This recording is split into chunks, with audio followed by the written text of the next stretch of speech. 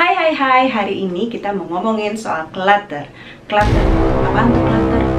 Kalau dalam bahasa Inggris, persamaan katanya clutter itu adalah untidy, mess, chaos, ya, berantakan, nggak rapi, kacau, kusut.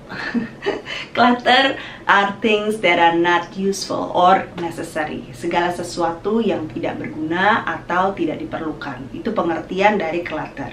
Nah, clutter itu apa aja sih sebetulnya yang masuk dalam kategori clutter? Kalau dalam bentuk barang, clutter adalah segala sesuatu yang berlebihan, ekses, ya. Barang-barang yang sebetulnya mungkin kita cuma perlu satu, tapi kita punya 5 atau 10 gitu.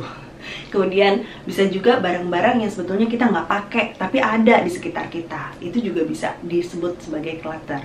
Atau barang-barang yang nggak ada tempatnya, yang berantakan, ditaruh sembarangan, kemudian nggak ditaruh lagi di tempatnya, bisa jadi clutter juga gitu. Itu kalau bentuknya barang. Selain berbentuk barang, clutter juga bisa berbentuk pikiran negatif. Nah, pikiran negatif ini juga clutter. Kalau kita terlalu banyak memikirkan hal-hal yang negatif, itu membuat hidup kita ini jadi berat untuk dijalani. Kemudian, clutter juga bisa berbentuk toxic relationship.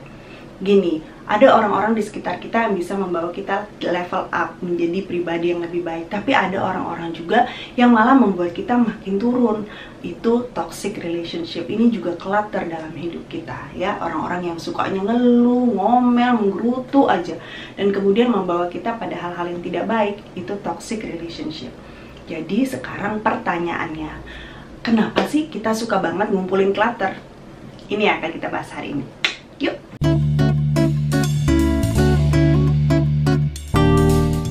Alasan yang pertama kenapa kita suka banget ngumpulin clutter adalah supaya dipandang orang.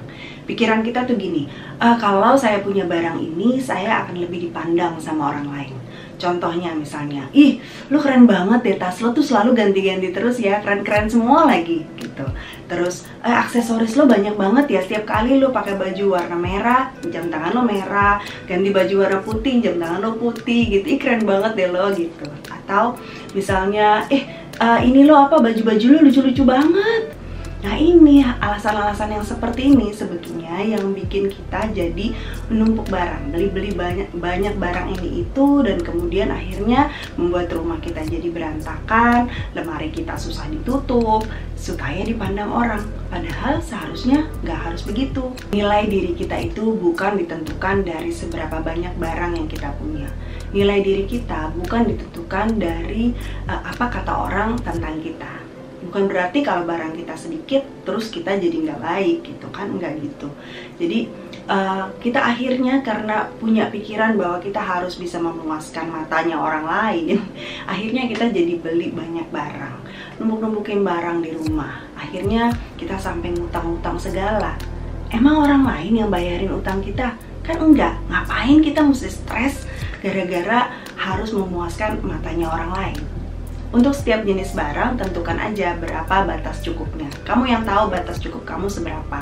Jadi, kalau memang kamu suka fashion, ya nggak masalah juga, nggak apa-apa. Tapi memang kita yang tentuin sendiri batas cukup kita sampai seberapa. Jangan sampai kita jadi stres gara-gara untuk supaya orang lain lihat kita tetap keren gitu. Kita harus bisa jagain juga batas kita tuh sampai di mana gitu.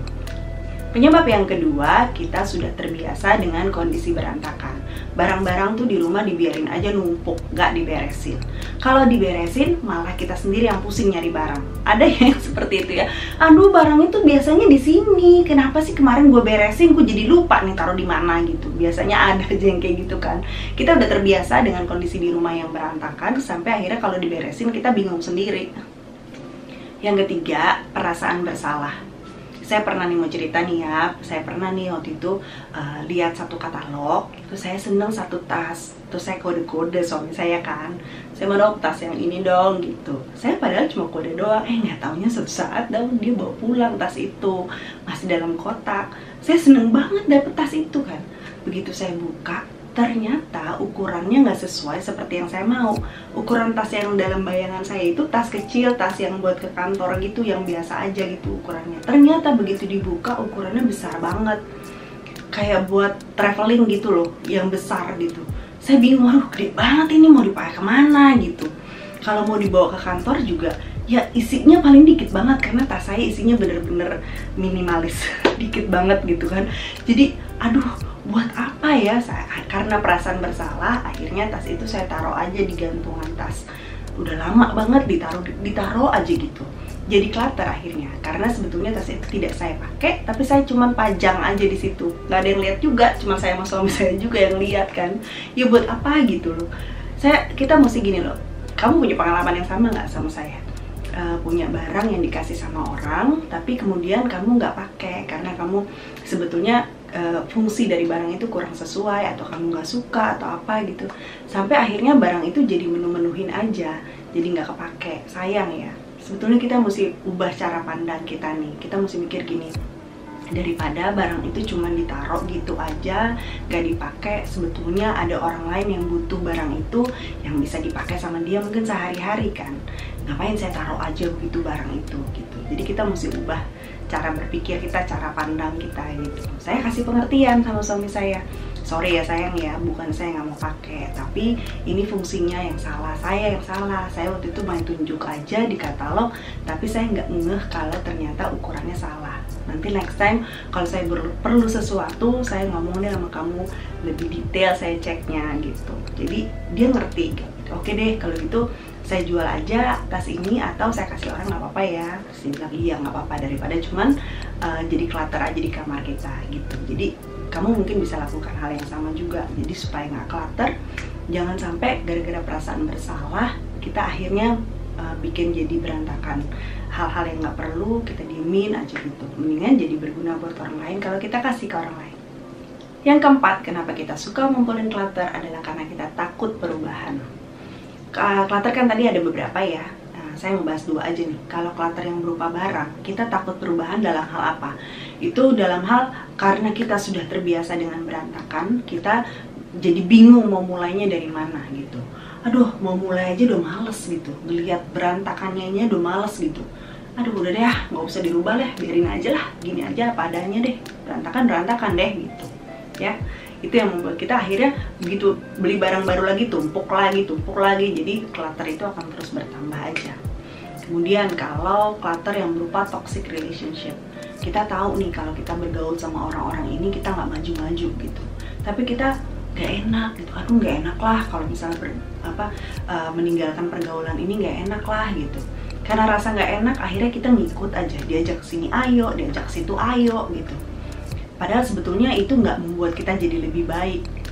Kita tidak berani bilang tidak. Gak bisa gitu, kita mesti tahu nih batasan kita seperti apa gitu. Kita mesti tahu nih, kita orang-orang ini ternyata membuat saya jadi tambah buruk atau bikin kita nggak jadi lebih baik. Ya udah, tinggalin aja. Hidup minimalis itu adalah meminimalkan hal-hal yang nggak penting untuk kita bisa memaksimalkan hal-hal yang penting dalam hidup. Karena itu termasuk dalam toxic relationship, kita juga mesti minimalkan supaya hidup kita itu jadi naik, tambah naik, makin lama makin baik. Nah, karena itu mulai sekarang kita mesti perhatikan apa aja sih sebetulnya clutter dalam hidup kita. Hal-hal apa aja yang mengganggu kita untuk bisa maju. Coba diperhatikan ya. Beresin apa yang harus diberesin, baik dari sisi barang-barang di sekitar kita maupun dari sisi pikiran-pikiran yang masuk dalam pikiran kita, atau juga hubungan kita dengan orang lain. Oke? Nah, bagaimana caranya supaya kita bisa hidup clutter free, bebas dari clutter? Minggu depan saya ceritain. Karena itu supaya nggak ketinggalan, jangan lupa subscribe. Kita ketemu lagi minggu depan, oke? Thank you for watching.